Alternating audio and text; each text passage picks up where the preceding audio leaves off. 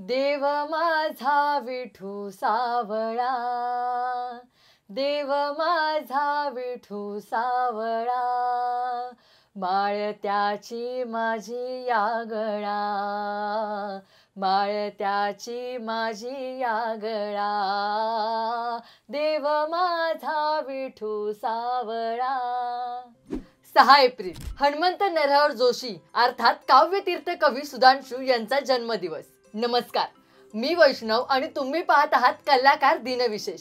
या मुरलीने कौतुक केले, गोकुळाला वेड लाविले अशा कितीतरी सुमधुर गीतांनी घरोघरी पोचलेले नामवंत कवी हनुमंत नरहर जोशी यांचा जन्म 6 एप्रिल 1917 रोजी सांगली जिल्ह्यातील औदुंबर गावी झाला। त्यांनी अनेक मराठी भावगीते सुद्धा लिहिली आहेत। मराठी कवी कुंज विहारी यांनी हनुमंत नरहर जोशांना सुधांशू हे नाव दिले आणि पुढे त्याच नावाने ते ओळखले जाऊ लागले। इसवी सन 1937 पासून सुधांशू यांनी काव्य लेखनास प्रारंभ केला। त्यांच्या कविता किर्लोस्कर, स्त्री, मनोहर आदी मासिकातून प्रसिद्ध होत होत्या। या कवितांचे पुढे पुस्तक रूपाने संग्रह झाले। सुधांशूंना एकदा रा कुंभोजकर यांनी तुम्ही कवी कसे झालात असे विचारले। त्यावर ते म्हणाले, मी 2 मातांच्यामुळे कवी झालो। एक माझी जन्मदात्री माऊली आणि दुसरी कृष्णामाई। एकीने माझ्या अंतःकरणात कवितेची बीजे रुजवली आणि दुसरीने आपल्या निर्मलतेने आणि समृद्धीने मला काव्यदृष्टी दिली। दत्त दिगंबर दैवत माझे, दत्त दिगंबर दैवत माझे।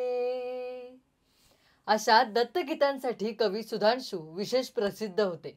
सुधांशूंच्या गीत दत्तात्रयाचे कार्यक्रम श्री क्षेत्र औदुंबर येथे पहिल्यांदा, नंतर मिरजेच्या अण्णाबुवा मठात आणि नंतर इतर अनेक ठिकाणी झाले।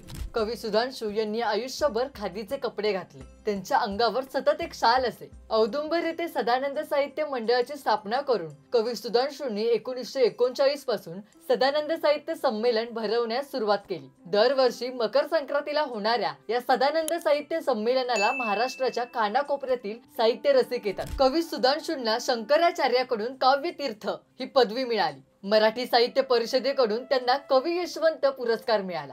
सांगलीकरांकडून सांगली भूषण हा महत्त्वाचा पुरस्कारही त्यांना मिळाला आणि भारत सरकारकडून 1974 मध्ये त्यांना पद्मश्री हा पुरस्कार मिळाला। ही विशेष माहिती आवडली असेल तर लाईक करा, जास्तीत जास्त लोकांसोबत हा व्हिडिओ शेअर करा। असेच वेगवेगळे दिनविशेष बघण्यासाठी आपल्या कलाकार YouTube चॅनलला सबस्क्राइब करा, Instagram, Facebook पेजला फॉलो करा आणि बघत रहा कलाकार दिनविशेष।